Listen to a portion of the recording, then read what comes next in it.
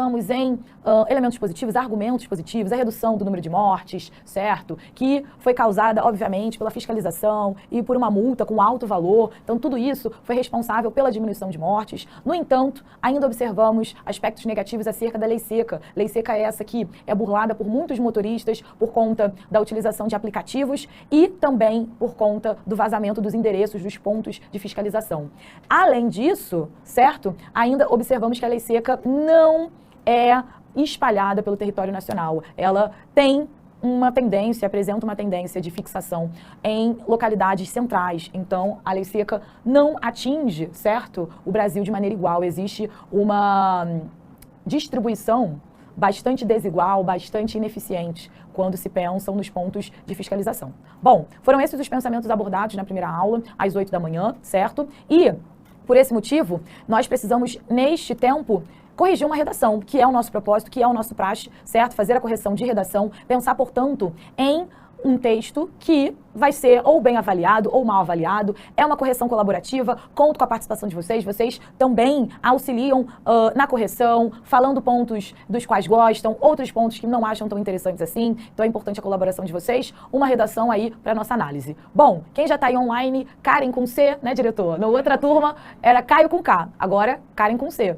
Rômulo, Sabrina, como pensar argumentos de forma mais rápida? Sabrina, sem dúvida, olha para o tema e faça o roteiro que eu sempre faço com vocês no início da aula, pensar nas palavras-chave, ou seja, pensar nos pontos norteadores. Se eu sei os pontos norteadores da temática, eu sei sobre o que eu devo falar. Eu já consigo pensar nos argumentos. Se ainda assim você tiver dificuldade, o adequado é fazer a leitura do texto de apoio. Ah, professora, mas eu posso ler? Pode, mas leia de maneira ativa, de maneira pensante, de modo a extrair possíveis argumentos para o seu texto, ok? Tem mais gente aí chegando, meu diretor? Mais 3 pessoas falaram, ó. Emily, bom dia. Barbie, Eric, prof, como eu faço para iniciar a tese? Tendo como objetivo fazer a relação de causa e consequência.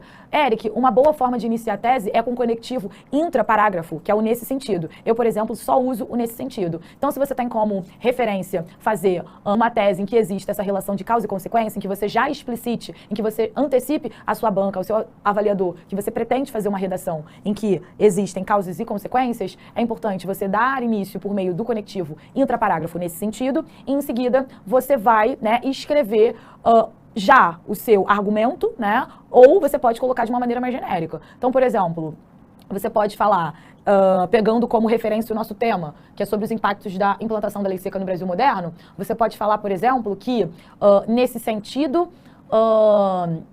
a causa, qual é a causa? Os acidentes de trânsito, né? As mortes por acidentes de trânsito, né? Então, nesse sentido, devido às causas de devido ao inúmero ou aos inúmeros acidentes de trânsito gerados por condutores imprudentes, vírgula. Então, devido ao inúmero de condutores imprudentes, vírgula, torna-se necessário discutir os reflexos desse problema ou de tal problema, vírgula, como aí você pode falar a implementação da lei seca, que é o tema em si. Isso eu estou pensando agora rápido. O que você pode fazer além disso? Nesse sentido, você coloca a causa. Vamos discutir não, né? Torna-se importante discutir, torna-se importante discutir as causas desse debate e as consequências e os reflexos. Posso tirar até o desse debate e jogar mais para frente. Nesse sentido, torna-se importante discutir as causas e as consequências desse debate. Ou eu posso escrever quais são verdadeiramente as causas e consequências. Isso aqui eu estou pensando. O ideal é escrever o texto, né? Para organizar esse pensamento, porque só falando a gente não consegue se organizar tão bem. Bom, Débora, podemos iniciar o desenvolvimento com primeiramente o a princípio? Não, Débora. Sob esse viés, diante desse cenário, são possibilidades, ok? 11 perguntas. Jesus! Stephanie, como sair dos 800? Estou presa nessa nota. Stephanie, você precisa saber quais são os feedbacks, quais são os retornos dados pela banca de correção. O que você está errando? Você precisa sistematizar e fazer uma correção ativa. Pegar esses erros e escrever para você não repetir. Ok? Juan, Barbie, estou fazendo a redação cujo tema é consequência 1 da falta de reconhecimento paterno no Brasil, mas não estou conseguindo fazer o desenvolvimento 1 e 2. Como posso colocar em ambos os desenvolvimentos? O tema, Juan, é a questão da falta de reconhecimento paterno? É isso? Bom, argumentos possíveis, nossa, esse é um tema difícil, né? Mas pensando sobre a falta de reconhecimento paterno, primeiro, a gente pode falar do machismo, né? O machismo estrutural que, infelizmente, faz com que muitos homens, né, sejam criados, não só homens, né? Homens e mulheres, mas homens e mulheres sejam criados a partir de uma ideia de que o homem é o foco, é o centro. Porém, né, por outro lado, muitas responsabilidades não são associadas ao homem, sim à mulher. Então, o machismo, ele vai fomentar, ele vai ser a base para existir, infelizmente, tantos homens que vão se esconder, né, das suas responsabilidades paternas. Então, o machismo estrutural é uma causa para haver tantos problemas com reconhecimento de paternidade. Esse é um primeiro tópico. Um segundo tópico, sobre esse aspecto, a gente pode falar sobre o quê? Sobre, de repente, aí a gente pode falar de algumas questões políticas, né, de algumas questões estruturais. Agora, pensando rápido, de repente pensar na questão do planejamento familiar, né?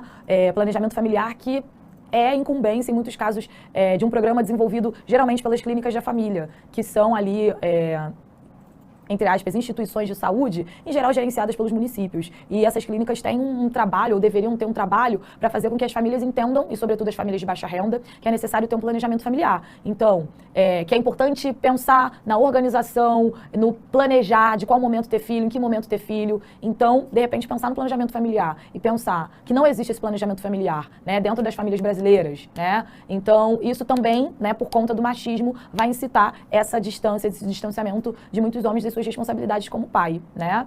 Isso é um problema bastante complicado. Isso daí é muito complicado. E você pode pensar também nas consequências, né? A falta de presença familiar, da falta de presença paterna ou da figura paterna ou de alguém que possa cumprir essa figura paterna, isso pode gerar ausências na construção tanto financeira, né, já que duas pessoas ou mais contribuindo financeiramente numa família, sobretudo numa família pobre, são, né, reflexos possivelmente de uma estrutura financeira melhor, né? Então, tentando organizar aqui o pensamento, né?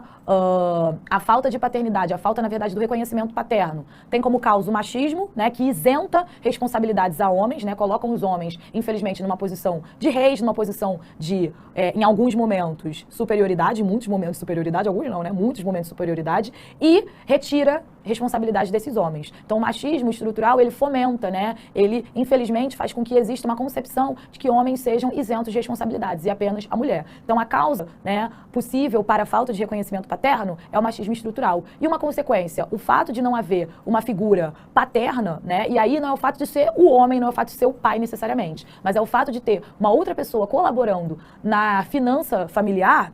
Isso sobrecarrega a mãe, isso sobrecarrega a avó, isso sobrecarrega a tia, enfim. Geralmente a figura materna, a figura feminina que fica responsável pela criação do filho, geralmente não é de um filho único, geralmente é de uma, né, de uma comunidade, é de uma família, de alguns filhos. Então existe uma sobrecarga de responsabilidade social e uma sobrecarga financeira, sobretudo nessas mães que são mães solos. Então é importante observar que são mães solos não por opção, não são mães que fizeram a opção de repente, fazer uma inseminação artificial, né? Tudo que a ciência promove hoje, não. São mães que se tornaram mães solo por conta dessa ausência paterna, por conta desse não reconhecimento do pai. Então existe uma carga, né, uma sobrecarga financeira, uma sobrecarga nas responsabilidades sociais na criação daquele filho. Então é uma consequência importante que nós precisamos debater, não só como redação, mas nas nossas rodas de conversa. Estamos cansados, estamos cansadas de ver as nossas mães, as nossas avós, as nossas tias, as nossas madrinhas sendo as únicas responsáveis pelas criações dos seus filhos, né, dos seus netos, dos seus sobrinhos, dos seus afilhados. É importante observar por que existe essa estrutura, sobretudo em famílias pobres, né, de abandono desses pais, de abandono dessa figura masculina e dessa sobrecarga de mulheres, né, que geralmente são o quê? Pobres, pretas, nordestinas, periféricas, que estão em condição de emprego, de informalidade, né? Então tem uma série de informações que se atravessam esse tema. Tema bem importante. De repente posso trazer esse tema em breve, tá, Juan? Bom, olha, Bru, uma dúvida, prof, esses temas de material ficam disponíveis? Sim, nós estamos incorporando aos poucos esses temas, tá? Fiz uma redação de material aqui, mas quando pensei em mandar para você corrigir, percebi que não estava. Fica tranquilo que a gente está incorporando, isso está acontecendo aos poucos. Vanessa, se eu cito algum período como período colonial, por exemplo, tem que estar entre letra maiúscula? Período colonial, não tem necessidade. Emily, prof, a senhora acha uma boa começar, usar a argumentação por contraste no tema, os impactos da inteligência artificial no mercado de trabalho? Sim, é uma boa, porque você pode falar sobre o aspecto positivo, que é implementar, né, as tecnologias, as ferramentas no trabalho, que pode dinamizar o tempo, que pode facilitar a vida dos trabalhadores. Porém, né, existe o outro lado da moeda, existe uma outra faceta. Qual é a faceta? A retirada desses trabalhadores dos postos de emprego. Então, uma ferramenta tecnológica pode facilitar, pode fazer com que o trabalhador consiga realizar a sua tarefa com muito mais facilidade e em muito menos tempo. Mas, ao mesmo tempo, existe uma possibilidade de haver uma ferramenta tecnológica tão poderosa, tão boa, que vai tirar o cidadão, o ser humano, da linha de frente do trabalho e, né, vai promover o desemprego. Então, existem essas duas facetas. Ao mesmo tempo que as ferramentas facilitam, otimizam tempo, por outro lado, elas podem proporcionar algum tipo de desemprego, ok? Maria Eduarda, bom dia, prof, tudo bem? No desenvolvimento, depois de tópico frasal, é necessário colocar conectivo? Bom, você pode colocar um conectivo dependendo do seu repertório sociocultural. Se você quer um repertório sociocultural, de repente, jornalístico, você vai colocar segundo jornal, etc e tal. Isso aí é um conectivo que a gente vai chamar, né, de conectivo de conjunção conformativa, vai ser um conectivo de conformidade. Então, depende, tá? É necessário? Não. O conectivo vai ser necessário ao final, ok? Tudo bem? Diretor, dá uma atualizada para ver se eu consegui sanar boa parte das dúvidas, ou se tem mais algumas? Tem. Então, vamos lá. Tem muita coisa, sobe. Qual o tempo máximo ideal para fazer a redação? 1 hora e uns quebradinhos, Rômulo. Muito mais que isso não é adequado. Kailane, o que significa proposta sem modo? Você não apresenta um elemento da proposta, que é o modo, certo? Em breve nós chegaremos no módulo de proposta. Ildina, bom dia, prof. Linda. Bom dia, Ildina. Olha só, Stephanie, poderia ser gravidez de adolescência? Pode ser uma causa, né, na questão do reconhecimento paterno, pode ser, né? O fato de não haver o planejamento familiar, o fato de não haver, por exemplo, o conhecimento das questões de sexualidade, das questões ligadas mesmo, né, à sexualidade, a gente pode pensar nessa dificuldade do reconhecimento paterno. É possível criar. Mas, sem dúvida, a estrutura, né, dessa questão do reconhecimento paterno é o machismo. O machismo, infelizmente, ele vai considerar que os homens são reis, e eles são isentos de responsabilidades. Isso em inúmeros aspectos, né? E aí, assim, não é um movimento em que nós mulheres colocamos os homens como vilões, não. Até porque é uma estrutura em que nós mulheres também fomos criadas. Então, é um exercício de deslocamento, né? O machismo, ele cria uma estrutura de privilégio aos homens, com certeza. Mas existem também lados negativos, certo? Então, é uma posição de deslocamento mesmo. Assim como o racismo, assim como a homofobia, é uma frequente posição de deslocamento nesse aspecto, tá bom? Rômulo, consequências psicológicas, econômicas e desenvolvimento infantil. Sim, com certeza. Kailane, prof, acho que falar do patriarcado nesse tema, abandono paterno, também será válido, com certeza. Bom, Lucas Eduardo, prof, fazer redação no simulado é ruim, pois quando tenho que apagar um erro no meio do texto, eu tenho que apagar todos ou uma parte do texto. Só o erro, não apagar tudo, pelo amor de Deus, senão você vai deixar uma poluição visual para a banca. E a banca gosta de uma redação bonitinha, esteticamente, né? Se você deixa aquele texto todo poluído, cheio de risco, cheio de erro ortográfico, né, de rasura, era essa palavra que eu estava procurando aqui no meu HI. Se você deixa o seu texto cheio de rasura, visualmente, o corretor, a corretora já vai olhar e falar assim, tô com uma certa preguicinha. Então é aquilo. É importante também pensar que nós temos um propósito. Além de uma redação com uma norma padrão adequada, com uma argumentação adequada, com um bom repertório sociocultural, com uma boa proposta, é também do nosso caráter, é da nossa incumbência, da nossa posição, fazer um texto em que haja uma estética, um visual adequado. Porque nota, os corretores, gente, fazem correções de 100, 150 textos por dia. Imagina se deparar com um texto todo rasurado. A pessoa já fica até assim, ai, olha, entendeu? Então é importante também. Um texto bonito, organizadinho visualmente, ele também já é convidativo à correção, tá? Não estou dizendo que não possa ter rasura. Não possam ter rasuras, pode. Mas é importante fazer o rascunho para que o seu texto diminua aí o número de rasura, ok? Rômulo, prof, uma causa pode ser a falta de documentação, que inclusive foi o tema de redação do Enem. A falta de documentação, não, essa é uma consequência, Rômulo. É justamente o fato de não haver o nome paterno, né, o nome da filiação nos documentos de muitos brasileiros. Essa é uma consequência. Então, o fato de não haver reconhecimento, isso implica a documentação sem a filiação. Então, isso é complicado. Prof, top 10 tops. Obrigada, Lucas, obrigada. Bom, é obrigatório repertório na introdução D1 e D2? Renata, nós indicamos. Por quê? Um repertório é avaliado. Mas se você colocar um repertório mais ou menos na introdução, mais ou menos no D1, mas muito bom no D2, tudo bem, você se safou. A gente indica colocar repertório nos 3, porque se você tiver alguma falha em um deles, né, você ainda consegue se safar em outro. Por isso que a gente fala tanto do uso de mais de um repertório, para vocês terem saídas, né? Para vocês terem aí condições de sair, caso, né? Condições, digo assim, de agregar ponto, ainda que um não esteja tão bom, vocês têm condições de criar um bom repertório em outras opções, em outros momentos, tá bom? Diretor, tem mais uma pergunta?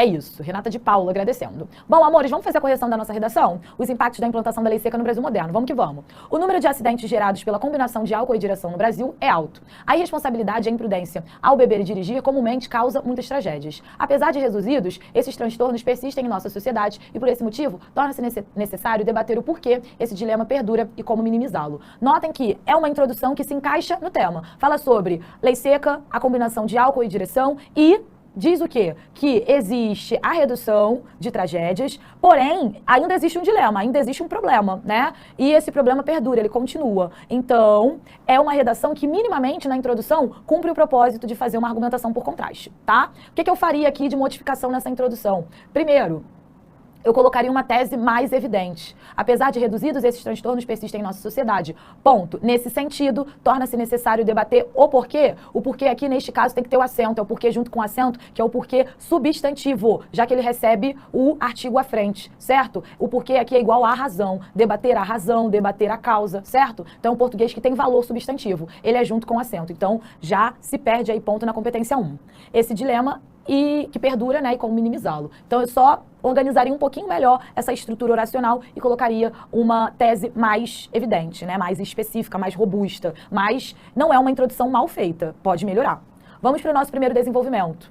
Sob esse viés, é preciso ressaltar a grande quantidade de vítimas de acidentes de trânsito, em que há a presença de álcool. Por causar embriaguez ao condutor, aumenta notoriamente a ocorrência e a gravidade de falhas humanas ao dirigir. Dessa forma, fica evidente a necessidade de conscientização da população quanto aos perigos de ingerir bebidas alcoólicas ao pegar o volante. Bom, e aí, o que esse texto apresenta nesse desenvolvimento 1?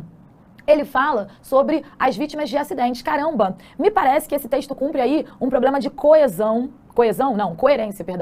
interna. Por quê? Ele fala sobre a redução de números de acidentes. Aí depois ele fala que ainda existem vítimas de acidentes. Caramba, e aí? Diminuiu ou aumentou? Eu tô na dúvida. Eu não consigo saber o que você deseja transmitir. Eu não sei.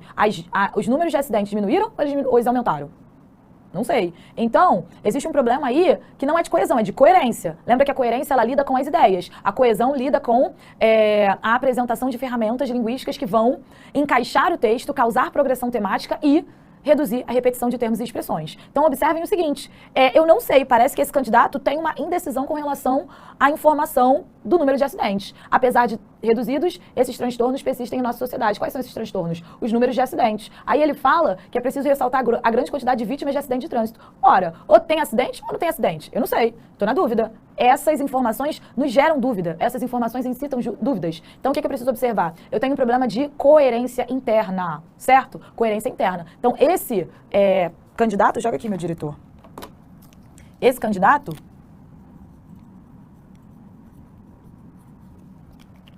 ó, C1, C2, C3, C4, C5. Nota que a C3, lembra comigo que a C3 é da coerência?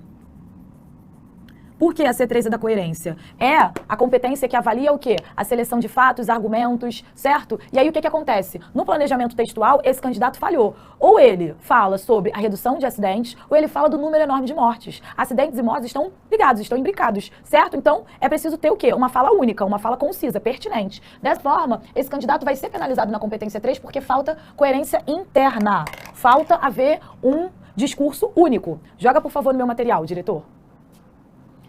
Ó, Lucas Eduardo apontou exatamente a contradição, problemas de coerência interna. Bom, vamos ao D2. Por outro aspecto, o conhecimento por si só não é o bastante. É imprescindível que existam lembretes de forma ativa, né, de forma ativamente avisar potenciais infratores. Aí é um período mal organizado, né, truncado, mal organizado. Por outro aspecto, o conhecimento por si só não é o bastante. É imprescindível que existam lembretes de forma ativamente avisar potenciais infratores. Está mal desenvolvido. O psicólogo e cientista social Dan Ariely apresentou que lembretes em situações de conflito possuem o poder de temporariamente influenciar o comportamento de um indivíduo. Já no estado de embriaguez, a capacidade de raciocínio do indivíduo pode não ser capaz de conscientemente persuadir a própria pessoa a não dirigir. Então notem que esse D2 tem uma série de inconsistências. Eu não sei muito bem sobre o que o candidato deseja abordar nesse parágrafo. Eu não sei muito bem, ele está falando sobre os lembretes que têm potenciais de avisar os infratores, aí usa um repertório sociocultural interessante, mas ele não consolida, né, a argumentação. Já no estado de embriaguez, a capacidade de raciocínio do indivíduo pode não ser capaz de conscientemente. Olha, existem algumas inconsistências. Vamos dar uma olhada na nossa conclusão? Portanto, a imprudência associada à bebida é uma chaga social ainda presente no Brasil. Diante disso, medidas são necessárias para solucionar o impasse. Então ele fala que a imprudência associada à bebida é uma chaga social, é um problema. Tá. Diante disso, medidas são necessárias para solucionar o impasse. Como ação preventiva, o Ministério da Educação, aliado às escolas de rede pública e estadual, deve promover palestras educativas ministradas por professores, educadores e psicólogos que abordem o tema para os mais jovens. Por fim, estabelecimentos que vendam produtos com teor alcoólico devem constantemente lembrar os consumidores a não beberem, caso tenham a intenção de dirigir. Dessa forma, caminharemos por uma sociedade com menos acidentes de trânsito. Bom, existe aqui uma proposta, né, a ser encaminhada às escolas públicas, né, aos mais jovens. Eu questiono um pouco essa proposta, já que a direção, ela tem um critério, né? No Brasil, só pode dirigir quem tem pelo menos 18 anos. Nos Estados Unidos, 16. Mas assim, será que a gente vai diminuir o problema fazendo a proposta, né, incidindo aí campanhas entre os mais jovens? Será que a gente realmente vai diminuir com os índices de acidentes ou a gente vai criar consciência tendo como público-alvo os jovens e os adolescentes? É importante que eles saibam sim, porque jovens e adolescentes um dia podem dirigir. Mas a minha campanha de conscientização a condutores deve estar no público-alvo numa faixa etária de pelo menos 18 anos. Porque no Brasil, para você se tornar um condutor legal, você tem que ter pelo menos 18 anos e fazer autoescola para que você seja aprovado e tenha a habilitação em mãos, para que você tenha um documento que autorize, né, que certifique a habilidade de condução de um veículo. Então, me parece que essa proposta é um pouco questionável, é uma proposta um tanto quanto escorregadia, vamos dizer assim, né? Ela é um pouco questionável. Por que encaminhar propostas direcionadas a um público infanto-juvenil se a condução de veículos não é feita por esse público? Crianças e adolescentes um dia vão dirigir, querem, né, de repente dirigir, podem dirigir, show, tranquilo, concordo. Mas não é esse o público que vai ser responsável pela direção. Não vão ser essas crianças e jovens que estão hoje, né, com essa incumbência, com esse cargo de virar a chave, de fazer essa promoção da direção sem a combinação, sobretudo, do álcool. Então, me parece que essa proposta, ela é um pouco infundada, ela é um pouco indevida para a temática abordada. E aí, o candidato diz que, por fim, estabelecimentos que vendam produtos com teor alcoólico devem constantemente lembrar os consumidores a não beberem caso tenham intenção de dirigir. Então, ele fala sobre uma campanha de conscientização feita já nos estabelecimentos com a venda de produtos alcoólicos. Então, ele já chega, né, nesse público-alvo, que vai ser o público maior de 18 anos, que é o público que, né, deve consumir, deve não, né, é o público que pode, deve não, pode consumir álcool, né, já que crianças e adolescentes não devem, agora sim devem bem empregado, não devem e não podem consumir álcool. Então, a gente observa basicamente que essa segunda proposta é mais condizente, é mais pertinente à proposta temática, né, a discussão temática, melhor dizendo, tá? Então, a proposta que eu vou avaliar vai ser a segunda. Estabelecimentos que vendem produtos de teor alcoólico devem o quê? Lembrar, então é um lembrete aos consumidores a não beberem. Então, uma proposta só que fala dos estabelecimentos, quem vai fazer? Não sei, não tenho agente, eu só tenho ação. Só tenho ação, proposta vaga, tá? Proposta vaga, ação a não beberem. Tá, vou botar 80 pontos nessa proposta. Ok? Competência 1, joga mais uma vez lá no meu material, diretor. Olha só, competência 1 não é um grande problema, tá? Vou colocar 160, alguns problemas pontuais, mas o candidato tem domínio da norma padrão. Competência 2, tema, tipo e repertório sociocultural. Vamos lá, joga mais uma vez para eu relembrar aqui o repertório sociocultural. Olha só. Tá. Vou colocar 120. Competência 3, que é da coerência. Vou pesar a mão, vou ser bruxa, vou botar 80 por conta da falha de coerência interna entre a introdução e o desenvolvimento 1. Pesar a mão na coerência interna. Competência 4. Perguntaram-me antes se tinha problemas de competência 4, que é a competência da coesão. Joga por favor, meu diretor. Olha só, sob esse viés no D1 e fecha com dessa forma. Por outro aspecto, tá. E fecha com o quê? Já no estado de embriaguez, tá? Não tem fechamento. Portanto, então, tem 2 conectivos inter, 2 intra, tá. 3 intra.